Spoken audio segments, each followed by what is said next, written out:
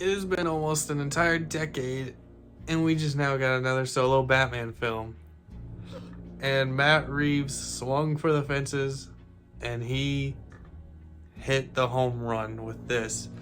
So, yeah, he brought the action, the spectacle, just everything with this movie.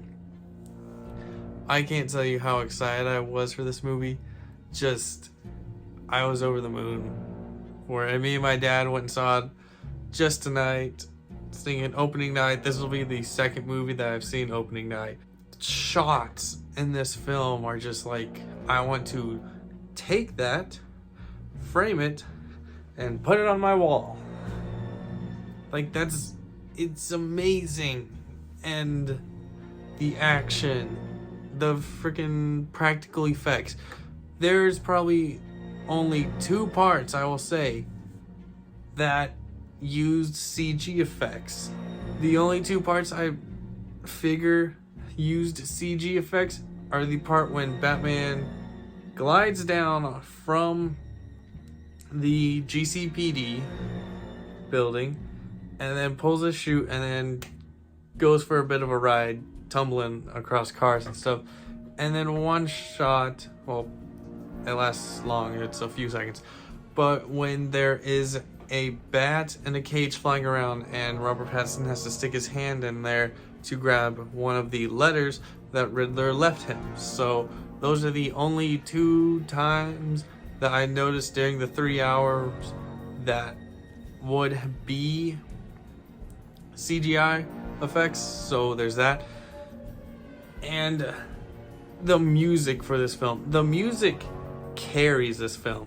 When I say carries this film, I don't mean the film was bad. By all means, it was amazing. But like, the music helps carry this. Just takes it that next step further than what it already has taken. And like, Paul Dano as the Riddler, I haven't seen any of Paul's work, so I had no clue what I was getting into seeing him in this role, and he ate it up. Like, he chewed that scenery up. There's the scene of him and Batman in Arkham Asylum, and he is just chewing it up. Like, he's letting it on. Like, I know something that you don't know. And Zoe Kravitz as Catwoman was great. She played the part very well. Although there's one thing I will say. She looks better with long hair than with short hair. I'm sorry.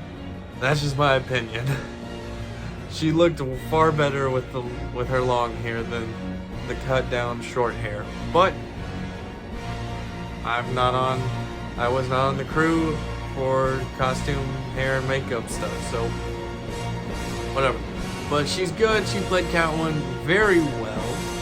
Colin Farrell as Penguin was just something, I don't want to say like to behold, but like, he was amazing at it.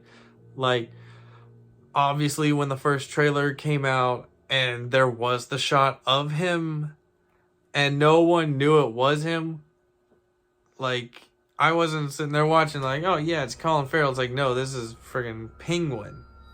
Like, this man, he's the Penguin, Oswald Cobblepot. And the John Turturro as Carmine Falcone, which we didn't know how big of a role he would play in this film, and I'd say he played a pretty good sized role in this film and everything, and he was really good up until the point where he died. I would have liked to see Carmine Falcone more in this.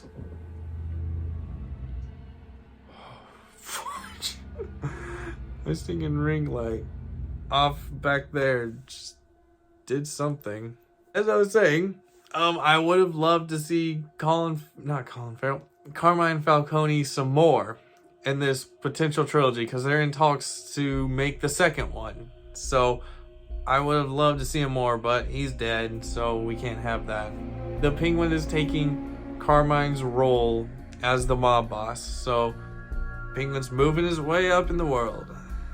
And Robert Pattinson kills it as Batman. I will say he is the definitive live-action Batman. No bars hold. He is the Batman. That is why it's called The Batman. Just, he put it out there and he did not hold back. And there are times, obviously, as Bruce Wayne, when those scenes are there, that he is still technically in Batman mode. He's just not wearing the cape and cowl. And he pulls off so well. And he doesn't do his voice like how Christian Bale did it. I'm not wearing hockey pads. In interviews, Robert Pattinson has said all he did really was just lower his voice from how it normally is to just lower down, just I'm vengeance. Boom. That's simple and stuff. Just, you got a lot of cats.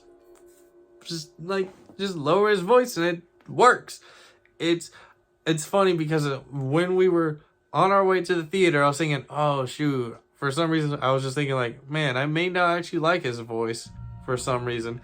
But no, I came out of this movie very much enjoying his voice, and it's more understandable than Christian Bale's. Andy Serkis to talk about as Alfred. I wish we could have seen more of Alfred in this film.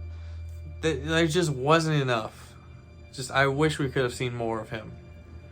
And I wish we could have seen more of the Batcave. And what we saw was great, but I wish we saw more of it, as well as more of the Batmobile. I wanted to see more of the Batmobile. I'm pretty sure literally the only time we saw it in the film was the first time it showed the Batcave, and then the car chase sequence between him and Penguin. Pretty sure those are the only two times we saw the Batmobile. I want to see it more in the sequel if we get it.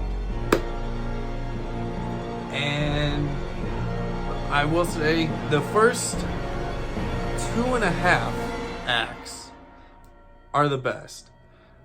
In the third act, it kind of seems to drag on a little.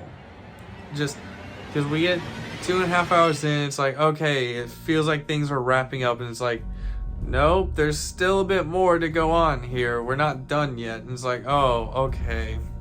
But I was still sitting there like, all right, I'm still here, ready to see what else you have for me to see. And I would have been down for it to be like 3.5 hours long still. I know there's still deleted scenes, so when the 4K comes out, I'm going to be buying that thing, and I'm going to be combing through all that stuff. I will be watching that director's commentary. But yeah, I think that's all I have to say about this. I may do some other videos talking about the Batman with some of my friends as they see it and everything. So maybe be on the lookout for those. Expect those. I hope you enjoyed this video. Hopefully you subscribed if you enjoyed it. And if you're subscribed, thanks for already being subscribed. If you want to, you can follow my Instagram down below. And I'll see you in another video, folks.